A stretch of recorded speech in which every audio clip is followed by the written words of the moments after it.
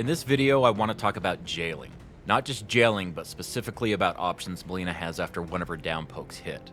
Unlike MKX and MK11, MK1 isn't as riddled with down poking, but it still has its place.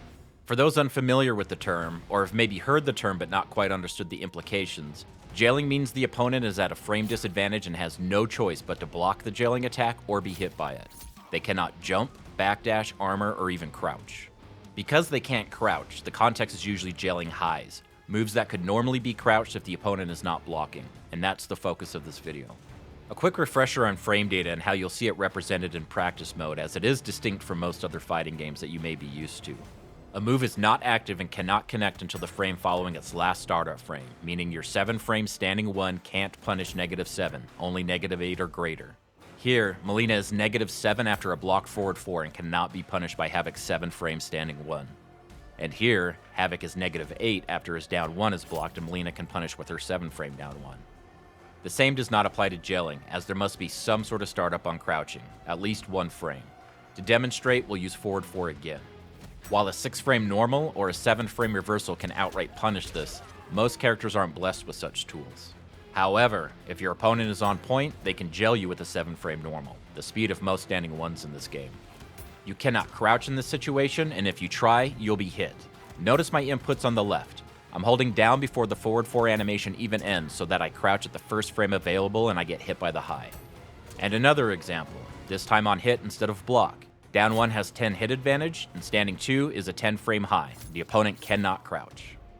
With all of that out of the way, let's go through Mileena's down pokes and possible opportunities to jail. When talking about spacing or range, I'll use the close reset distance option in the practice mode settings as a point of reference.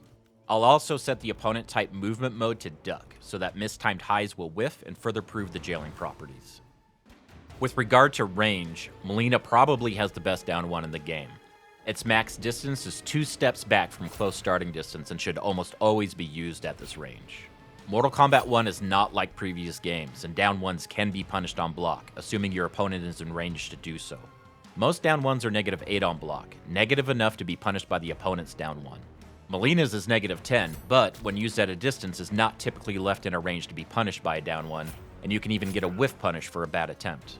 If used up close, however, not only can your opponent punish with a poke of their own, Johnny Cage, for example, can full combo punish you with his 9 frame mid. But if he miscalculates due to down 1's range, he'll be punished himself. But enough about the tragedies of having a down 1 blocked. What if it hits?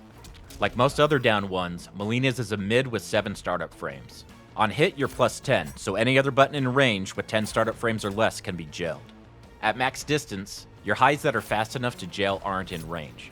I'd recommend using forward 1 in this case. But let's say you punish your opponent's down 1 with your own down 1, so you're left at a closer range. In this instance, both standing 1 and standing 2 will jail. I'd recommend standing 1 as it's +1 on block and leads to 1-2 if you want to get that game started. Before we talk about down 3, we need to talk about down 4. It has less range than down 1, but hits low, is safe on block at -6, has pushback on block, and is +15 on hit. This is her best crouching poke in my opinion. Its startup is 10 frames, and I'd recommend using down 4 in every situation that you're used to using a down 1 traditionally, unless you need the 7 frame startup or the range of a down 1. At +15 on hit, we can jail a standing 3. But what's the significance of that? I think it's one of Mileena's most underrated buttons, and I'll explain why. Standing 3 can lead into 3-4, which leaves you right on top of the opponent at -3 if blocked, but the second hit is an overhead. This introduces another overhead low mix-up situation, so we're not always relying on 1-2 for that. The overhead starts up relatively quickly in just 12 frames, so any mix with a low is fuzzy blockable. But just as you do with 1-2, it's worth throwing in a low once they are conditioned to blocking the overhead in an attempt to catch them off guard. Your cameo choice can really help add mix to this situation. Not to derail the focus of this video too much, but I do want to touch on a few examples. If you'd like to see a future video going into this further, feel free to let me know. Frost is pretty straightforward. Her low ice carpet will give a full combo on hit and kill you on block. Goro is a little different. His grab will only hit crouching opponents, so you need to make them afraid of a low option first. Low Sai gets the job done, and even though it's normally punishable on block, Goro can help keep you safe with his up punch. If they don't block low, the grab will whiff, and like Frost, you're dead. For less risk, Kung Lao and Striker both give you plus frames on block, but no combo on hit. Standing 3 into low hat is a true gapless block string, leaving you +2 on block or +19 on hit with the opponent left standing. Striker gives you +1 on block, but it does have a gap that can be armored through. And on hit, it gives a knockdown. Around 50 hit advantage on this knockdown. I'm not even sure what to do with that kind of time. The world is your oyster, I guess.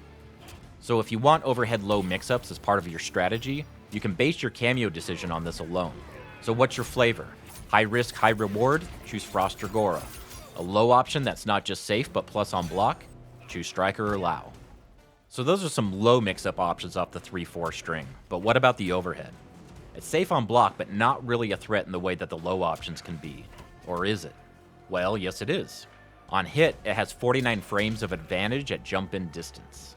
Other than Johnny Cage, of course, with his 8-frame shadow kick, or Ashra, who can pretty much get out of whatever she wants, this leads to an armor-shredding jump-in.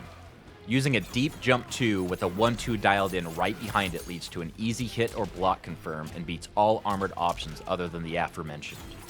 And when I say dialed in, I really mean dialed in. Don't jump 2, wait to land, and then 1-2. You can buffer the 1-2 directly after the jump 2 so that the 1-2 comes out on the first frame once you hit the ground. Treat it like its own string. You're in the air, deep in the downward arc of your jump, and then 2-1-2. Some characters like Baraka have armored moves that make standing 1 whiff. For these scenarios, just use forward 1 instead. Not to veer too much more off topic, but you can also set this up after a B&B by ending the combo with a 3-4 for the same damage as ending in a forward 4. They are left a little further away, so you may need to jump 1 instead of jump 2. So now, when you open them up for a combo, the question is, do you want to keep them close, or do you want some extra corner carry in the jump in? But hater, I hear you scoffing. Can't they just up-block the jump 2? One would think so. If the AI is set to up-block, then they will, in fact, up-block the jump 2, but I feel like this is a little bit misleading. If I do a jump 2 late enough that it starts up but doesn't reach any active frames before landing, you can see the AI still tries to up-block. Notice that there is quite literally no startup frames to its up-block, whereas we know that it should have startup frames. Recording the setup and trying to up-block myself leads to a flawless block at best, but never an up-block. I've tested this against capable humans, and no one has been able to up-block yet. Set this up for yourself and give it a try. If you get an up-block, please link me to some video evidence because I'd love to be proven wrong. Down 3 is the red-headed stepchild of Mileena's down pokes. 10 startup frames like down 4, 10 hit advantage like down 1, but -11 on block. So what does it have going for it? Why even use it? Its range is between that of down 4 and down 1, but like down 4, it's a low, but without the pushback of down 4. At -11 on block, use this only at max range and always with caution. On hit, you can gel into standing 1, standing 2, or even follow up with a forward 1. Lately, I've been trying to use down 3 a lot more, and for one reason. What happens if you want to move backwards and then poke with a down 4? Back, and then down 4. Due to the input buffer, your back then down 4 can oftentimes turn into back down 4. Does that input look familiar? Imagine thinking that you're making a deliberate, calculated decision to deter and annoy your opponent and maybe even get your standing 3 game started on hit, and instead you end up -30 something on block due to an input error. Feels pretty bad. This is the real value of down 3 in my opinion. My rule of thumb is this: poking while moving forward, down 4. Poking while moving backward, down 3. Otherwise, default to a down 4 unless you need the extra range of down 1 or down 3, or the speed of down 1, and only down 3 when you need a low. And that's all I have to say on the topic for now.